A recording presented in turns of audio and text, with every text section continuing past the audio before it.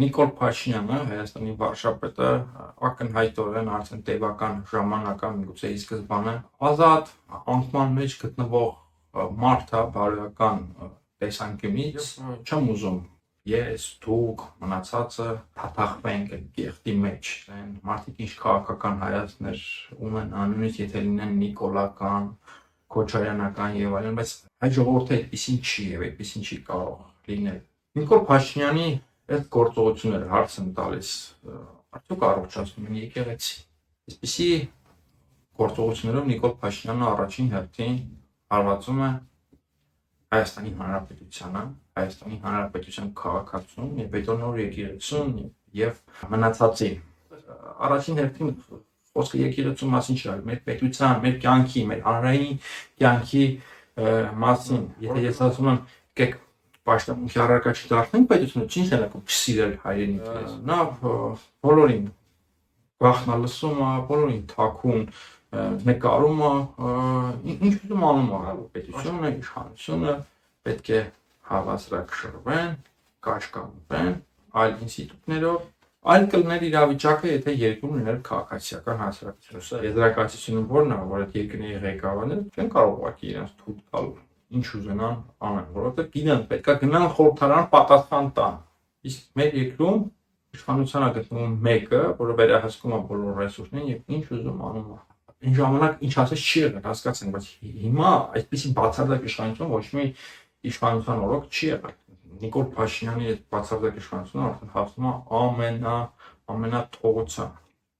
Այս ամեն ինչը պետք է կանգնեցնել, ամեն ինչի դեմը պետք է առնել։ Կասկածի տակ է դնում Հայաստանի Հանրապետության քաղաքակիրթ ապագա, բայց ինչի է փոխակերպում մեր Հայաստանի Հանրապետությունը։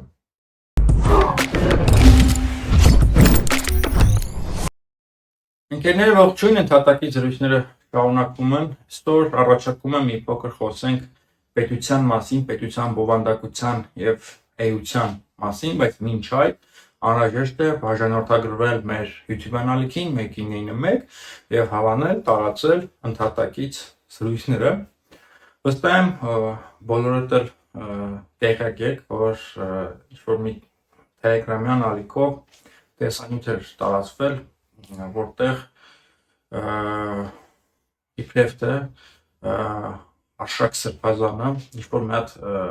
կնոջ հետ անառակաբարո գործողություններով էր զբաղված, իբրև թե չգիտեմ, չեմ կարող ասել ինչ տեսանյութ է, ինչ ծագում ունի, մոնտաժված է, մոնտաժված չի, չգիտեմ, ամեն դեպքում Արշակ Սրբազանը հերքում է եւ իրականում մեր թեմայի տեսանկյունից այդքան էլ էական չի, թե տեսանյութի մեջ ինչ է կատարվում, ձեզ էլ եմ խորհուրդ տալիս չնայել, չտարածել եւ ընդհանրապես ուշադրություն չդարձնել, որովհետեւ Նիկոլ Փաշինյանը, Հայաստանի վարչապետը, ակնհայտորեն արդեն տևական ժամանակա միգուցե ի սկզբանե ազատ անկման մեջ գտնվող մարդ է բարոյական տեսանկյունից եւ ինչ է ուզում ինքը անի, իր գործողություններով ուզում է բոլորիս դարձնել իրեն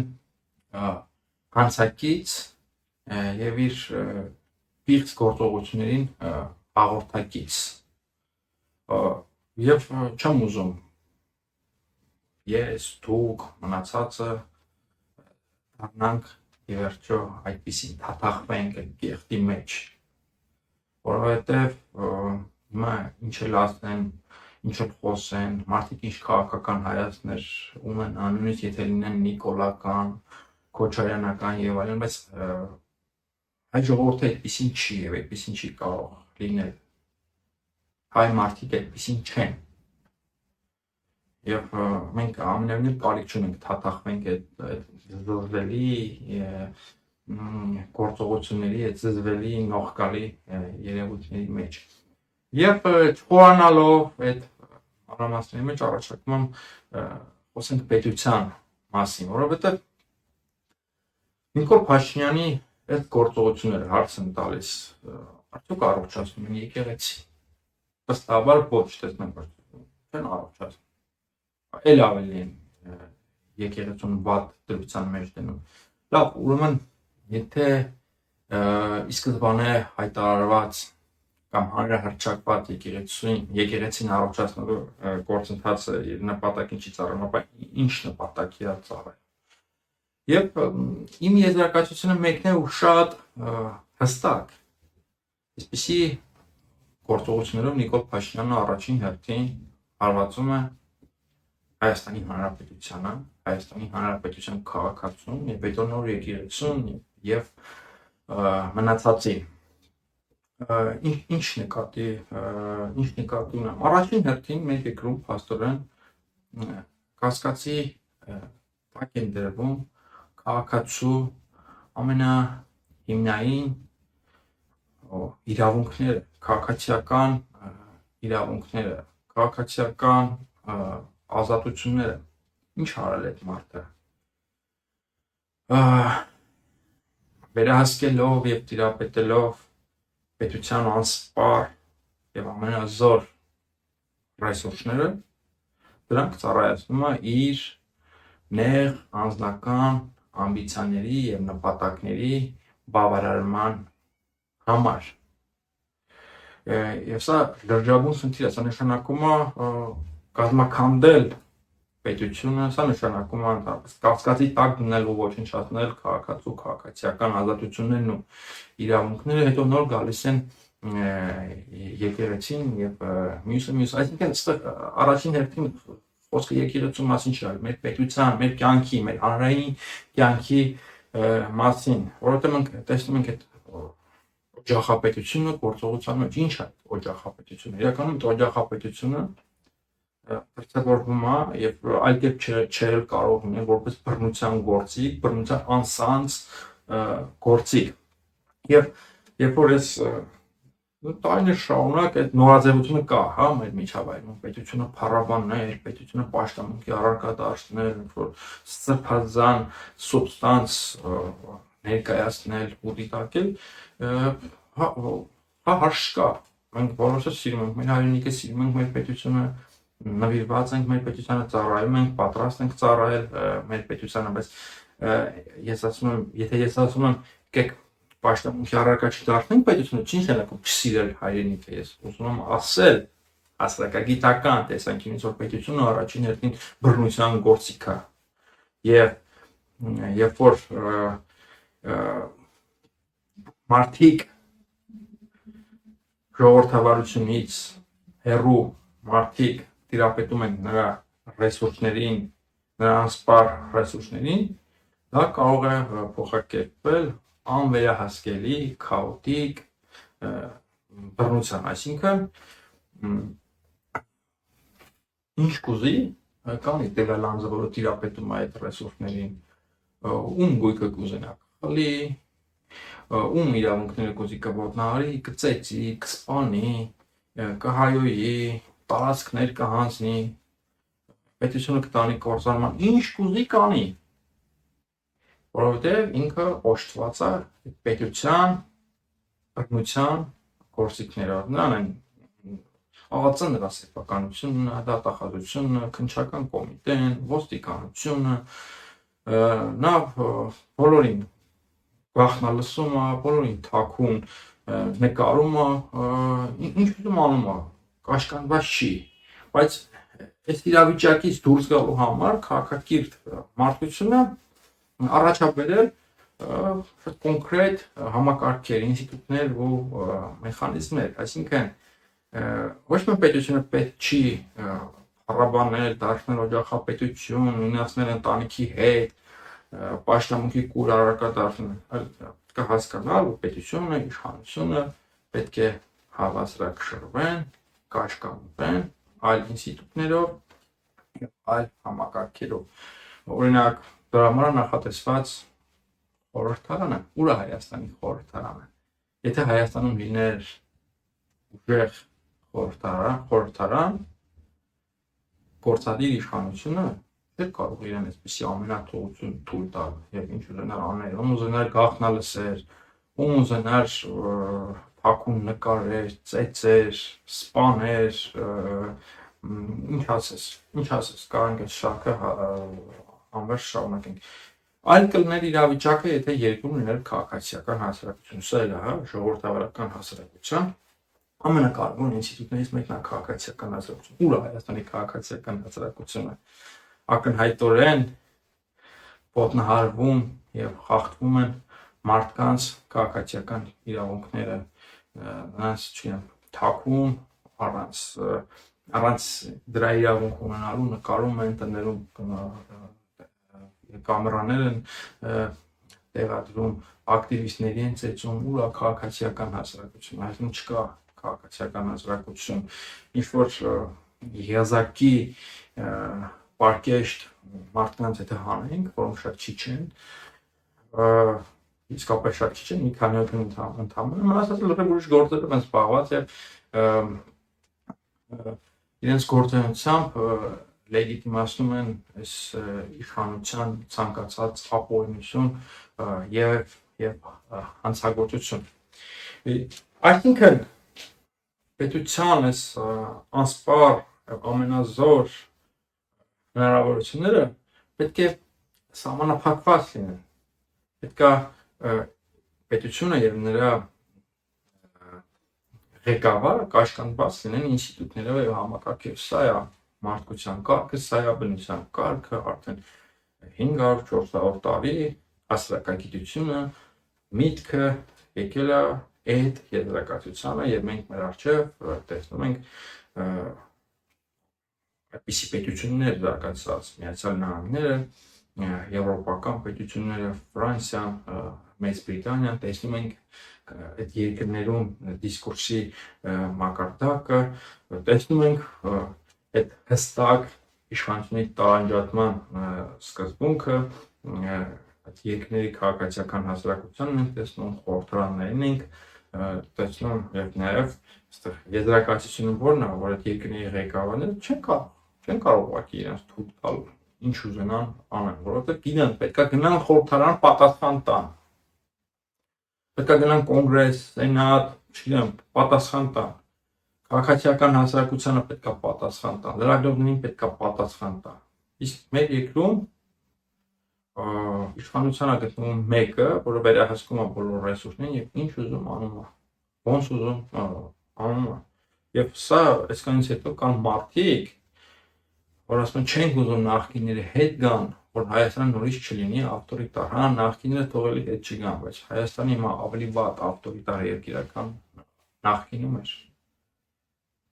նախկինների օրոքել են շատ, չգիտեմ, անթույլատրելի զարգացումներ եղել, բայց այսպիսի ակնհայտ իրավունքի խախտումներ ես չեմ այն ժամանակ ինչ ասես չի եղել, հասկացեք, բայց հիմա այսպիսի բացարձակ իշխանություն ոչ մի իշխանության օրոք չի եղել։ Այսպիսի բացարձակ իշխանություն չի ունեցել Ռոբերտ Քոչարյանը եւ Սարգսյանը, չեն ունեցել այսպիսի բացարձակ իշխանություն։ Նիկոլ Փաշինյանի այդ բացարձակ իշխանությունը արդեն հասնում է ամենաթողության։ Եվ ինքը այս պետության մեխանիզմները, բռնության գործիքները ծառայեցնում է իր նեղ անձնական նպատակների համար, ընդհանրապես իշխանության վերարտադրության համար։ Մենք տեսնում ենք բանտերը ողողված են քաղաքապետարներով, Սամվել Կարապետյանը ընդհանրապես մի նախադասության համար, Միքայել Սրբազանը, Բաղրատ Սրբազանը, հետո նաև Մկրտիչ Սրբազանը ու այս ամեն ինչը կամք չի առնելով։ Հետո նաև միգուցե կաթողիկոսին տանեն կալանքի, հետո չգիտեմ, միգուցե հակաթոռ կաթողիկոսություն, ինքն իր համար ստեղծի այդպիսի փորձառություն, շատ ենք ունեցել Էջմիածնին զուգահեռ կամ որտեղ որ եղել է կաթողիկոսությունը զուգահեռ կաթողիկոսություններ, էլի հակաթոռ կաթողիկոսություններ պարբերաբար ստեղծվել են, դրանցից ամենահայտնին աղթամարի հակաթոռ կաթողիկոսությունն էր, որը գործում էր ի հակադրություն Էջմիածնին։ Եվ ինչ եմ ուզում ասել, այս ամեն ինչը պետք է կանգնեցնել, այս ամեն ինչի թեմը պետք է առնել։ Հա եկեղեցու թեման էլի կարևոր է, բայց թե ինչի է փոխարկվում Հայաստանի Հանրապետությունը եւ ում ձեռքին է Հայաստանի Հանրապետությունը։ Եվ սա շատ վտանգավոր ազդակ է այս ամեն ինչը։ մեր պետության ապագայի համար, որտեղ ամեն ինչ գնալով ավելի վատանալ է, պատկերացրեք, եթե այդ մարդը Նիկոլ Փաշինյանը 2026 թվականին ընտրվի, ընդհանրապես էլ ավելի է կատաղելու, էլ ավելի է ամենաթողություն լինելու, ինչ ուզի անելու է, ում ուզենա կալանավորելու է, դրսի աջակցություն ունի, ներս արդեն ընտրված կլինի, տիրապետում է ԱԱԾ-ին, դատախազությանը, դատարաններին, ոստիկանությանը, սա շատ վտանգավոր իրականություն ընկալում ես ամեն ինչ, իսկապես կասկածի տակ է դնում Հայաստանի Հանրապետության քաղաքակիրթ ապագան, ինչ պետություն պետք է դառնա այս երկիրը, չգիտեմ, սա էր իմ մտահոգությունը, թե ինչ հանգուցալուծում կունենա պետություն, իշխանություն, եկեղեցի իշխանություն հարաբերությունը, դա այլ հարց է, բայց ինչի է փոխակերպում մեր Հայաստանի Հանրապետությունը։ Հիմա լավ թե վատ, ինչ-որ ազատությունների, ինչ-որ ժողովրդավարության տրադիցիայից եկում միշտ եղել է։ Նույնիսկ Քոչարյանի ժամանակ, բայց հիմա այս բացարձակ իշխանությամբ, այս բացարձակ օջախապետությամբ, որը տոտալիտար բնույթ ունի, տոտալիտար ոչ սովետի իմաստով, 21-րդ դարի իմաստով պետք է հասկանալ։ Ընդհանրապես հաճախակշում էր ազատությունների և ժողովրդավարության ավանդույթի հետագա զարգացման վրա, չգիտեմ, այս մարդիկ կայացել են ընդհանրապես քաղաքականության մեջ կայացել են ի հակադրություն և ի հեճուկս Ռոբերտ Քոչարյանի մեծամասը, նաև Սերժ Սարգսյանի, բայց հիմնականում Ռոբերտ Քոչարյանի, նրանց շատերը ընդհանրապես քաղաքական գործիչ և մարդ ընդհանրապես դարձել են Քոչարյանին քննադատելով, բայց հիմա ավելի այլանդակ են դարձել Քոչարյանի համակարգներ, Քոչարյանին տարիներ շարունակ քննադատում են ՀԱՄԵԿ+-ը փակելու համար, հիմա իրանք էլ շողակաթը փակեցին մեծ հաշվով, շողակաթը կարող գործի, բայց լրջորեն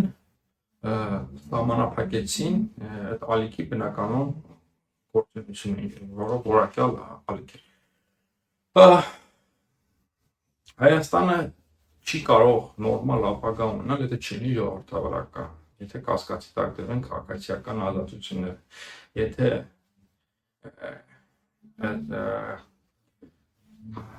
ամենազոր և անսահման պետական ռեսուրսները չկաշկանդվեն և չհավասարակշռվեն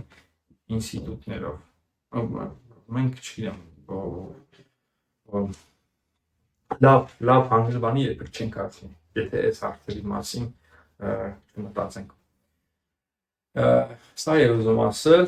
չմոռանաք բաժանորդագրվել մեր YouTube ալիքին և հավանել, տարածել ընդհատակի զրույցները, շնորհակալ եմ, լավ եղեք։